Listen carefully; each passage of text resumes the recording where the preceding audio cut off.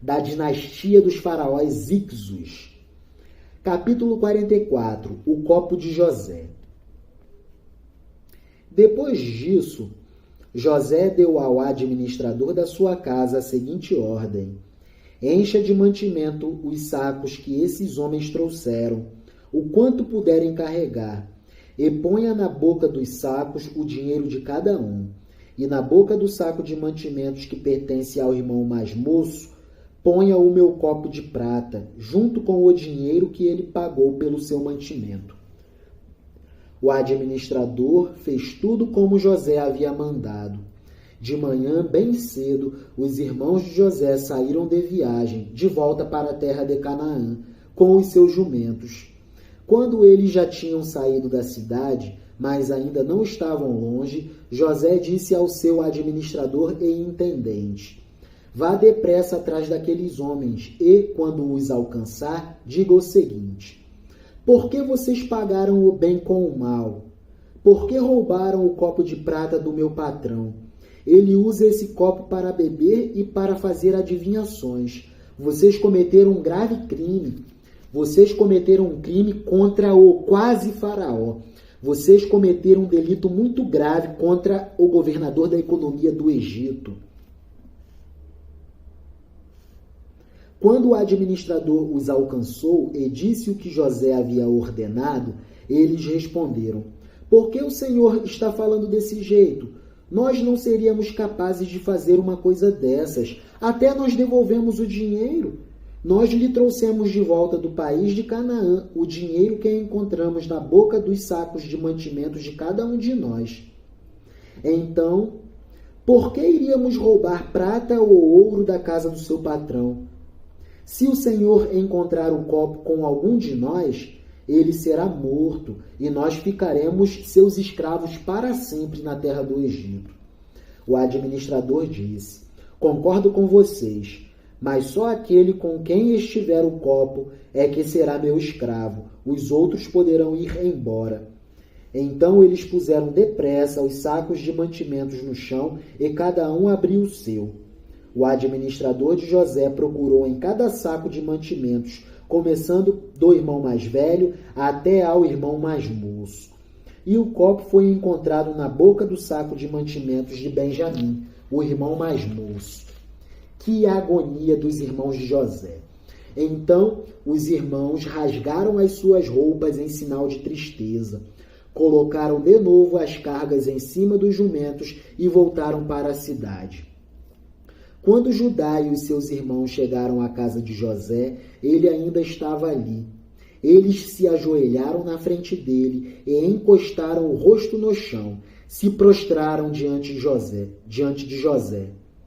Aí José perguntou: por que foi que vocês fizeram isso? Por que vocês pagaram o bem com o mal? Vocês não sabiam que um homem como eu é capaz de fazer adivinhações? Afinal, eu sou o governador da economia do Egito. Sou quase um faraó. Sou a segunda pessoa em importância na terra do Egito. Sou vice-faraó. O que vocês fizeram foi crime muito grave. Judá respondeu: Senhor, o que podemos falar ou responder?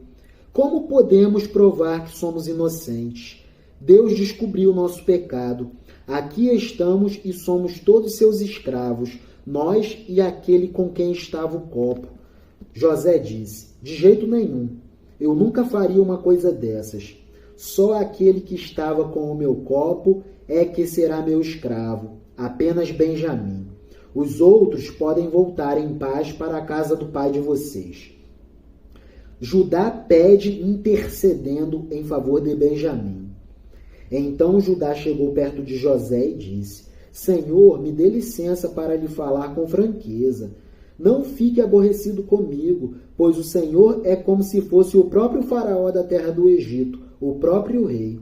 O Senhor perguntou: vocês têm pai ou outro irmão? Nós respondemos assim: temos pai, já é velho, e um irmão mais moço que nasceu quando nosso pai já estava velho. O irmão do rapazinho morreu. Agora ele é o único filho da sua mãe que está vivo, e o seu pai o ama muito. Aí o Senhor nos disse para trazer o rapazinho porque desejava vê-lo. Nós respondemos que ele não podia deixar o seu pai, pois se deixasse, o seu pai morreria. Mas o Senhor disse que, se ele não viesse, o Senhor não nos receberia. Por isso estamos aqui com Benjamim. O Senhor disse que se Benjamim não viesse conosco, o Senhor não nos receberia na terra do Egito e nós não conseguiríamos as provisões de alimentos que tanto nos faltam na terra de Canaã. Quando chegamos à nossa casa, contamos ao nosso pai tudo o que o Senhor tinha dito. Depois ele nos mandou voltar para comprarmos mais mantimentos, porque lá na terra de Canaã a fome graça e abunda, não temos alimentos nem mantimentos.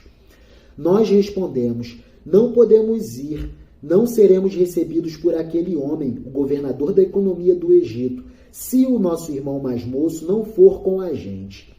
Nós só vamos se o nosso irmão mais moço for junto, senão nem adianta.